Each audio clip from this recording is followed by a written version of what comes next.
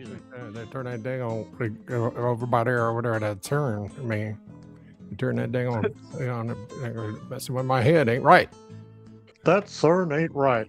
I'm wearing my lemon. When life gives you lemons, make lemon pound cake. Oh yeah, I mean that's pretty good. I got my my vintage Corn Pops T-shirt on. Nice. I had this. I bought my first one at Kmart. If that tells you how long ago it was. Arlo was a baby, and she's 25 now, and she took it with her because it stayed in good shape because Dad takes care of his clothes. So she took it with her when she moved, and like 2 years ago, she got me this for Christmas. She found it in some antique shop. Nice. Antique shop. That's when basically. When it's not. It wasn't Goodwill. It was like behind glass at an antique shop. Yep. I always knew the day would arrive when I'd be at an antique shop and I'd be like, "We had these when I was a kid." Yeah, I get it all the time, dude, especially with toys. So, speaking of antiques, I'm Paul. I'm Steve. This is Bob. That's Bob. And this is Check Your Shelf.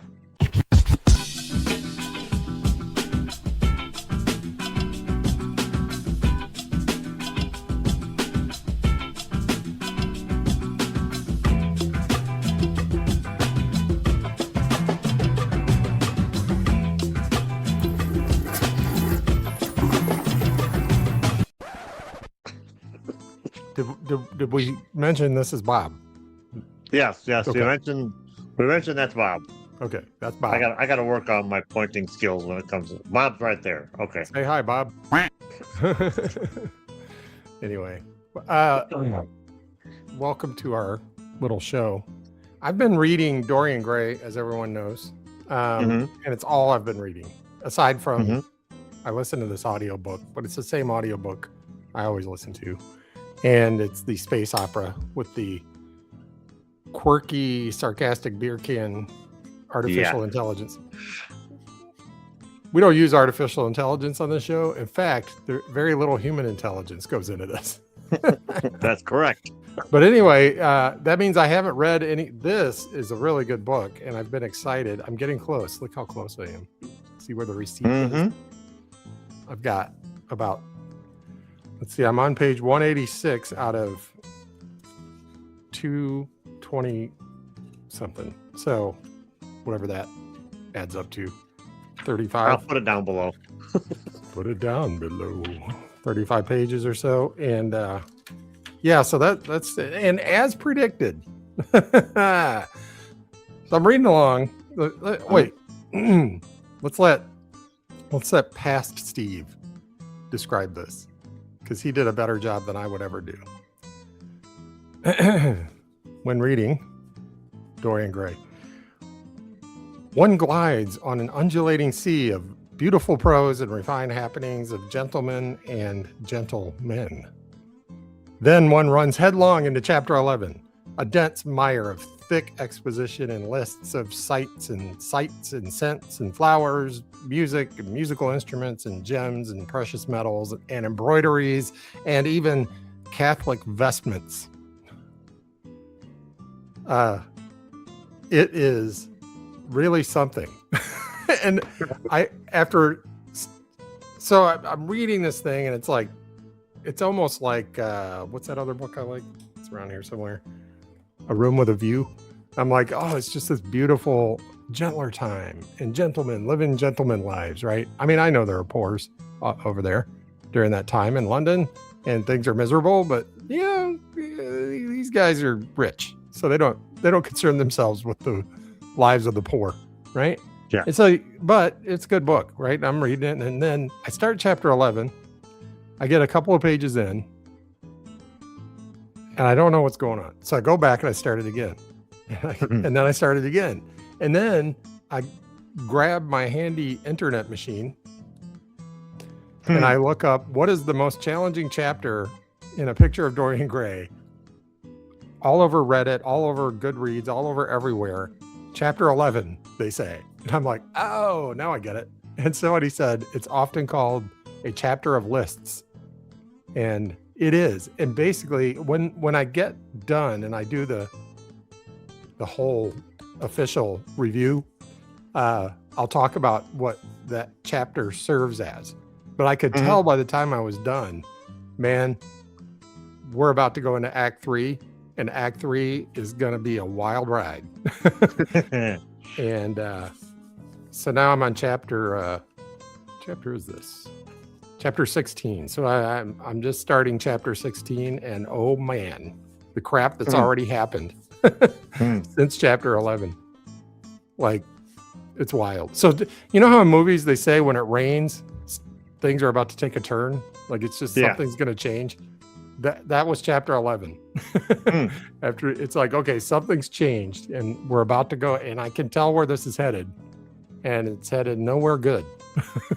And sure enough, oh man, it's no longer a gentle story. It's less than gentle, let's say. I look forward to doing the full review when I'm done. I'll probably be done next week. So, and then I can get back to reading other things. Awesome. You know, it's funny. You were talking about your audiobook, your comfort audiobook. It's for those of you not on Earth. It's so blazingly hot right now that yesterday I took a nap because I was tired, as one does. And I decided to put on something to fall asleep to.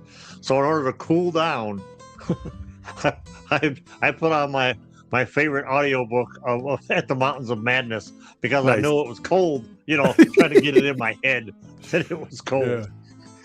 It didn't work, great. Though, but you can listen to At the Mountains of Madness because it takes place in a cold climate. I can listen to a space opera because, it don't get much colder than space. Space is pretty chill, I hear.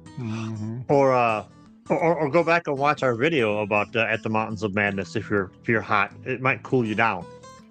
Or it might, at this time of year, seeing us sitting there in our flying furs, it might make people feel hot. Yeah, we were pretty roasted when we made that video. Yeah, I think we did it in the summer. Yeah, we were hot. We should only wear flying furs in the cold times. No, it's for a few of our friends, it's the middle of winter right now. That's true. Our friends from down under in the land of Oz, they still call it summer, right? So when we say winter weather, I wonder if they think, well, that's very Eurocentric. That's very northern hemisphere centric. Maybe they could let us know down below how that works. Because I'm not going to rely on what movies and TV tell me. I'll tell you what, man, that dang on TV, sometimes it ain't right. Sometimes the TV lies. Like TV. Picking locks, for instance. Rockford picks that lock really easy, but it's actually harder than it looks. Well, I've been continuing reading Hyperborea. I'm in a bit of a reading slump right now. So I'm trying to read short stories for a while. And I read the second story in this great volume of insanity. The second story is called The Weird of Avul Wuthenquan. It's like, come on, Clark. Give us a break here. It's a short one, so I'm going to do my best not to spoil it. So hopefully we'll go right up to the very to the near end. Again, if you can find this thing, it's well worth what you pay for it. So in this story, there's this moneylender. He's like the richest man in Hyperborea, and Hyperborea is Smith's version of pre-sunk Atlantis. He's the richest man in Hyperborea. He's a moneylender, basically. Runs a pawn shop.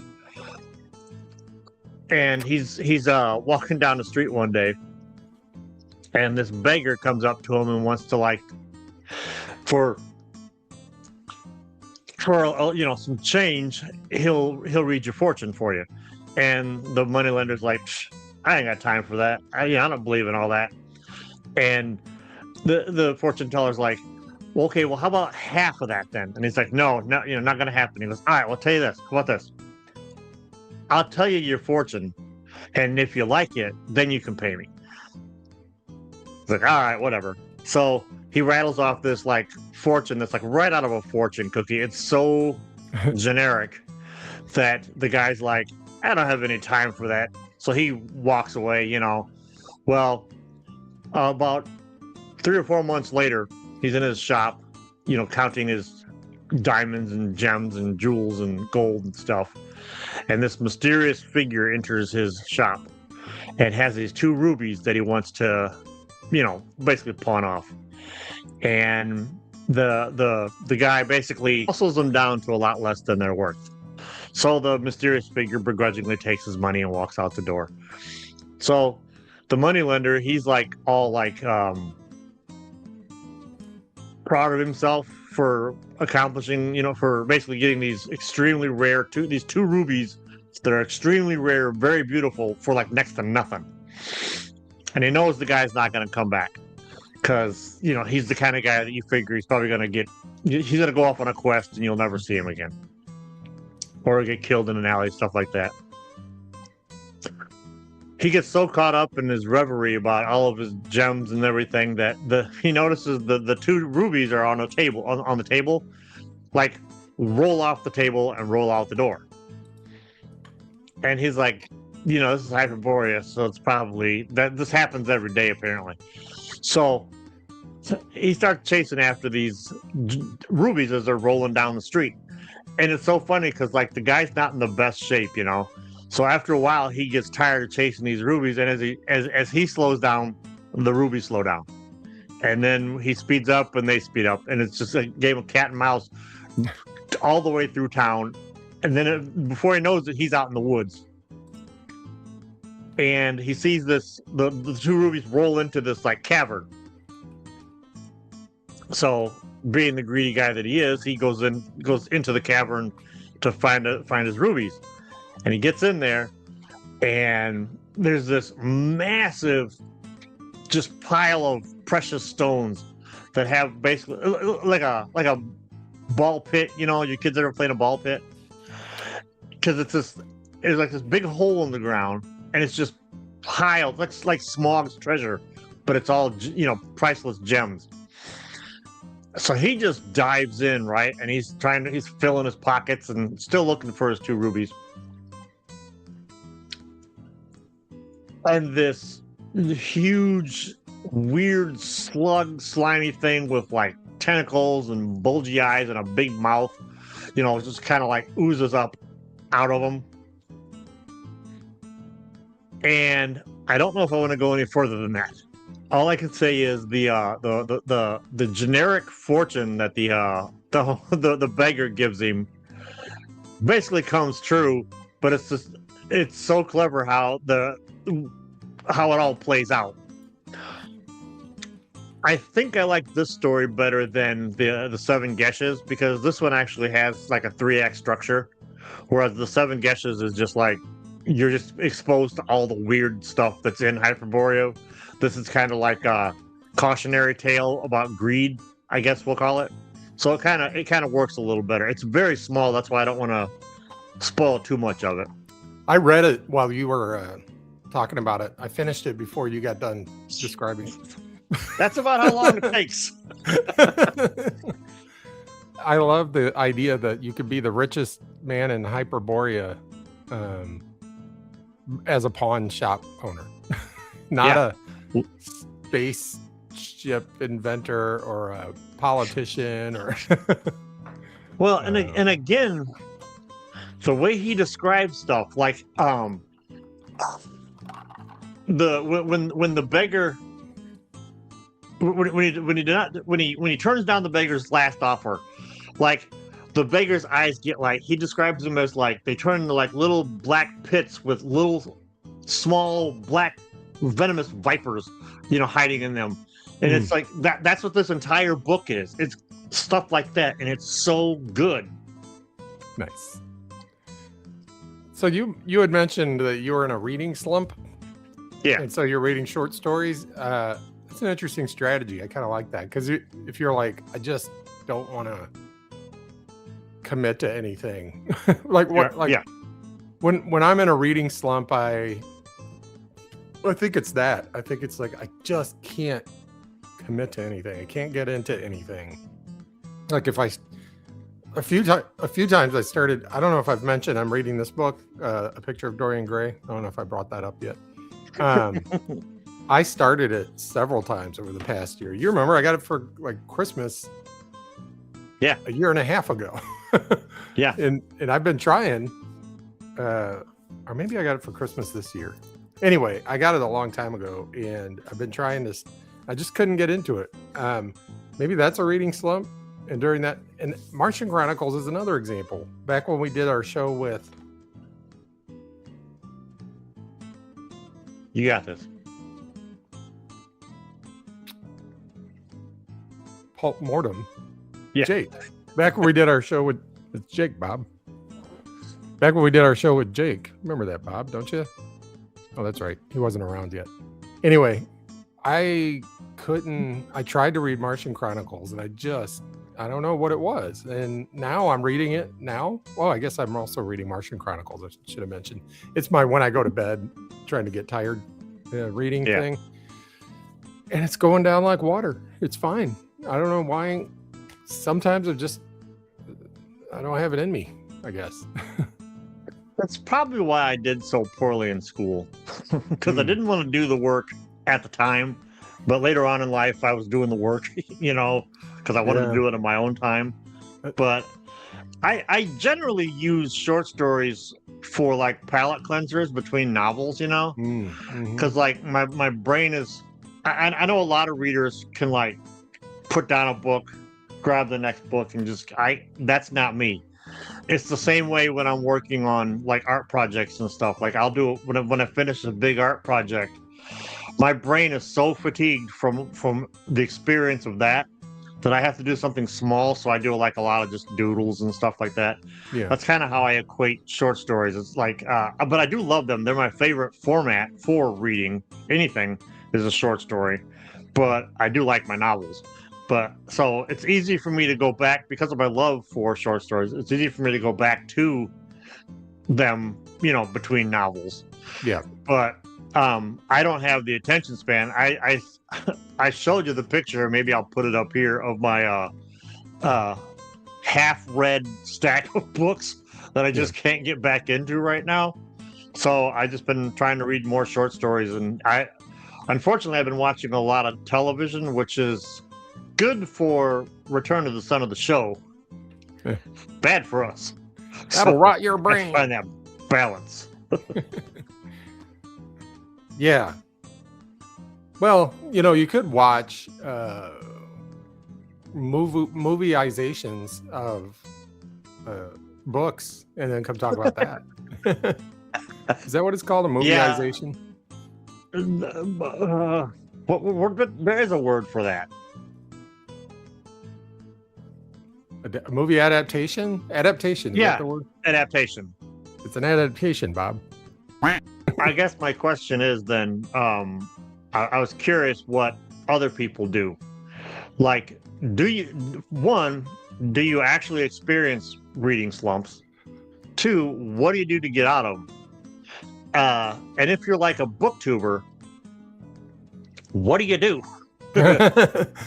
When you got to feed the algorithm, you got to give it a video a week or whatever your schedule is. What do you do? Do you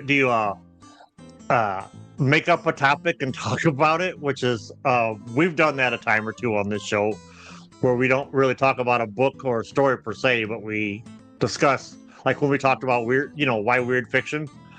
Yeah. Do you do that? What do you do? Do you do a book haul? We'll wait. Go ahead and answer. We'll wait. Yeah, we'll wait.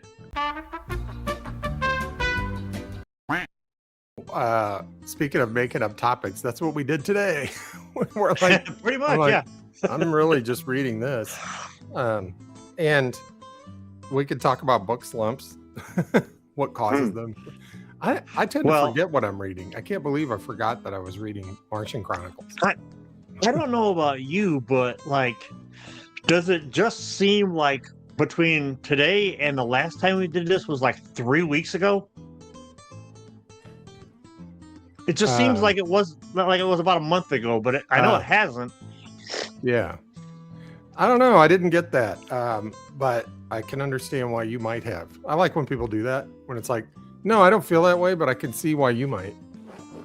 Or when this probably never happened to you when you were in school, but when you're a dumbass like me and you answer the question and it's completely wrong, the teacher would be like, yes, and does anybody else have anything to add? Or not quite, you're close, but does anybody else have an answer? So you feel like a complete moron. But for those of you that don't know, usually what happens on like Wednesday mornings is because we record Wednesday mornings, I usually send Steve the GIF from Finding Nemo where the starfish is like, today's the day, and he writes back, what are we doing? What's our plan? Yeah. I'm like, well, crap, now I got to remember too. So we're a little off today. A little.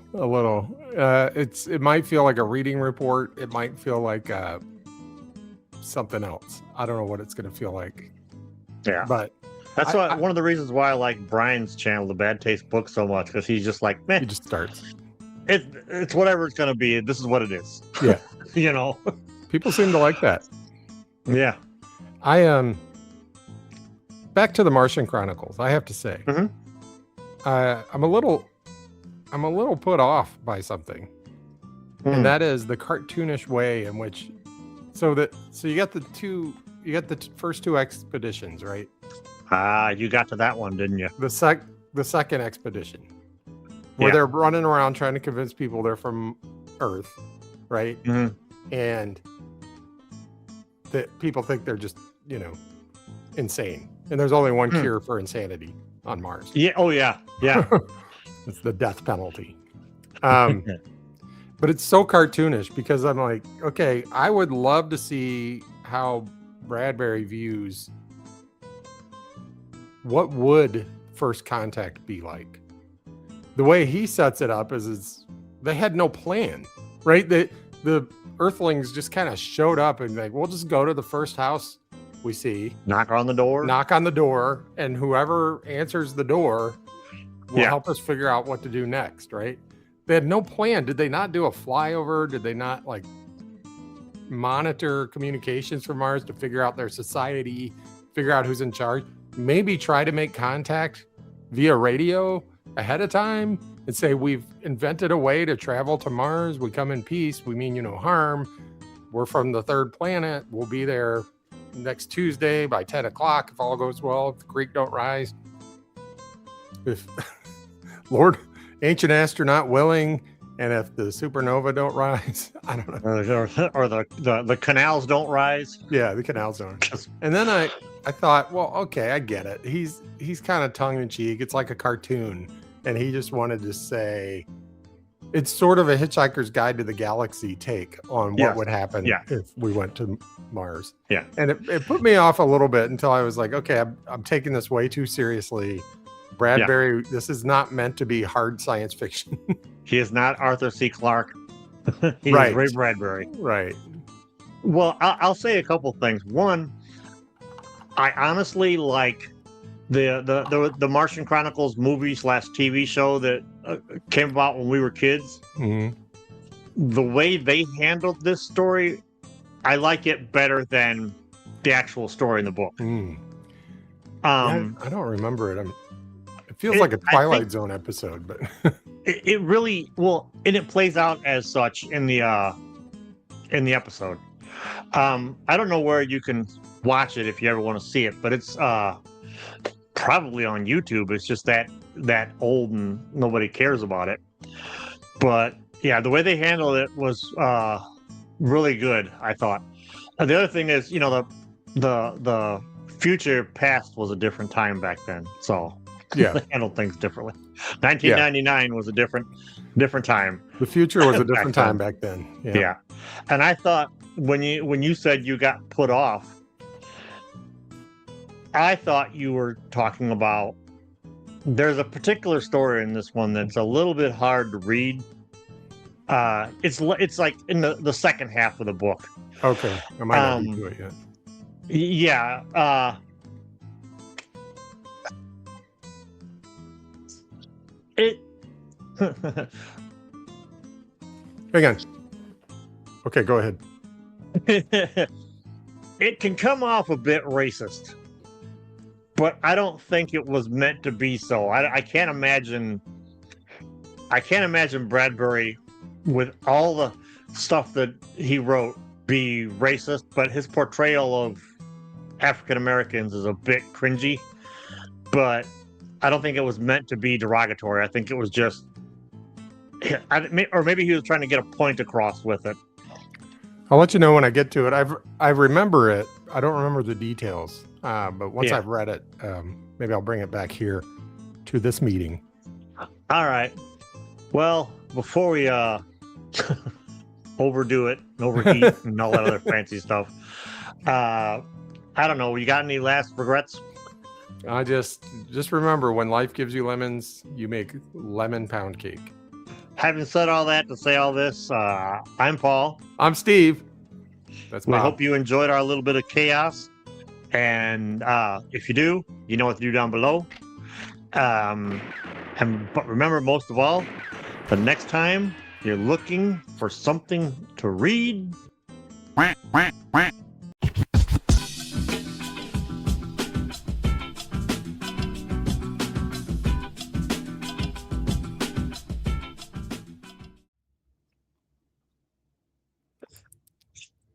yes. Okay, Bob, calm down.